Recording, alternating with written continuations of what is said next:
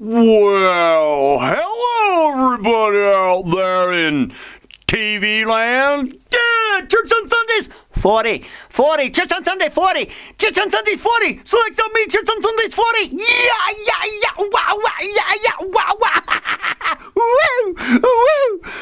Okay, so last video we talked about all the different religions that are out there, and we found the commonalities you can't deny. No, that there's several of them out there say that there's one God. Okay. So, really, it'd be so cool to get everybody together, you see. If we could get everybody together and say, okay, we'll put your book down and let's just pray to God together. Yeah, let's just all call him God. Yeah, and let's just all get together and get along. Okay. Remember sorry, I didn't mean to be all, I said this in one of my other videos, but I like this analogy that explains religion big time, and it's in it's one of the holy cities in, over there in the Middle East, and there's all these different religions that are around there, and there's a ladder that's leaning up against the building, and the ladder has stayed there for years and years and years and years because nobody can agree on who the ladder belongs there, so this ladder just continues to stay there. I mean, that to me is the epitome of religion right there. Because religion realistically is man-made. Religion was, whoever it was, some dude, right? Or it could have been female, I don't know. I mean, but it seems like the commonalities, like Confucianism, whatever, it was a dude. And Buddha was a dude. So it's a man-made version of something where they decided to bring these certain things along and how they wanted to believe and he was the one that was inspired by the one, and our version's right and your version's wrong, and all the religions, you can all go argue with yourselves and scream till you get blue in the face, and then maybe you'll finally decide to let go. And quit arguing and quit trying to think, well, if you don't believe that you're going to go to hell, if you don't believe that we are, no, there's only, and come on. Now, it's all God. It's all God, friends. It's all God, friends. And we need to all get together, get together as one, because once we have an understanding of that, because I think that realistically is also a part of putting yourself together, and the world could come together. And that's just having a relationship with God, and just call him God. Let's just all get on the same page. Say, let's just get all on the same page, okay? Okay. So I'm not gonna continue because I wanted to get to something else. That I didn't bring up, and that was the power of God that is within people. That God will move through you, and God will speak to you. God will say things, and I can tell you 100% this right here, except it's right here, because I'm going to read it here, but this is the back of the page.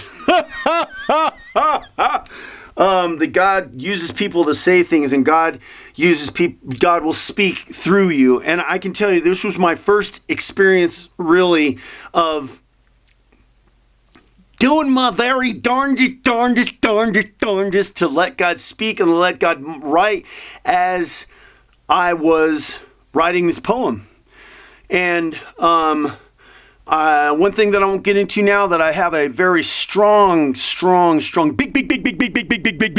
coincidence with the number 20 and 40, or 20 and the multiple of 20, which is 40, and I'm not going to get into that right now. I don't know where I'm going to talk about that. I mean, because, well, it's a spiritual thing, but for me, it's been a spiritual thing, and I certainly don't mind sharing it with you, but maybe it'd be one of those things you read in a book. It might be someday. Okay, but anyway, so I wrote this poem, and I got through it, and I would write something down, and then I'd kind of go back and erase and, write it down again, or write it, and, and I worked on it, and I was, the whole time I'm just trying to let go, and just let it flow, and just allow what was being spoken to go through, and me to put it down here, see?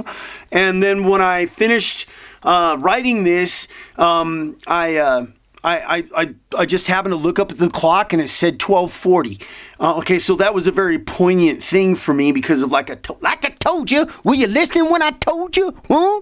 Was the fact that, I've got this huge coincidence with 20 and the multiples of it and 40 and all the experiences that that are really just kind of like probably a few videos within themselves or tapped in a book or two. Yep. But anyway, so I just wanted to share this. I just wanted to share this with you, okay? Okay. And, okay, so we called 12:40, and, here we go! Jesus, Yeshua, my heart blooms out to you with abiding love. Thank you for the sacrifice directed by God above. Your Father came down when you were baptized, descending like a dove. From that point on, you lived your life for mankind, not for your benefit, but for love. For once a man believes in the blood that was shed, his life is saved and directed from above.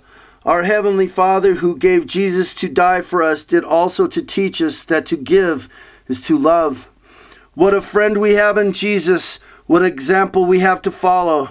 What a prize to be forgiven and saved. The fruit of the Spirit we must eat and swallow. Live your life for the glory of God. If you don't do that, your hearts will be hollow. Being disobedient will only lead to a very unpleasant sorrow. Sing praises to Jehovah, sanctify his name. Surrender all you have to give and do it willingly to him. For if you do this, what great victory will be had. Give the greatest of all things that he gave you first. Give all your love to your heavenly dad. And, that hits me in an emotional spot just because, when you get real close to God, it's just one of those things where, and I guess, I think for the most part, we have those hearts of clay. Well, those hearts of clay. And the power of God's love is a softening of that and is something that will bring tears to your eyes. And when, something touches you, it softens you and it makes you want to cry. The power of love softens you and it makes you want to cry, because the power of love is immense. Is immense and huge. I mean, when you look at let's say some sort of spectacular beauty of creation, it softens you and it makes you emotional. And whether or not you are brought to tears from it, maybe you are, maybe you're not. But it's just, the power of love is tremendous with what it'll do when you look at creation or when you have that experience with people, or like one of my other videos that I do that I talk about love. In those videos right there that I'll just say it on this one too, watching what happened with these parents or people that gave their kids, it was mainly children, giving kids the puppies. And every single one of these, except for another kid who was a little bit older, a teenager, but he got really emotional about it. But every single one of them, they all cried. And so the power of God's love is strong and will melt you. And, when you reach that point where, it's giving you that when you start to experience and you start to feel that love, let me tell you something, you're going to want more. You're going to want more. And I think that alone within itself is the thing that's going to drive you closer and want you to be closer. If you're an unbeliever right now, part of the reason why you are an unbeliever in this is that you haven't taken the time to move forward, to allow yourself to be open to simply experiencing the love that God has for you. And if you'll just take this path, I'm telling you, freedom! The freedom that I have experienced has been, wow.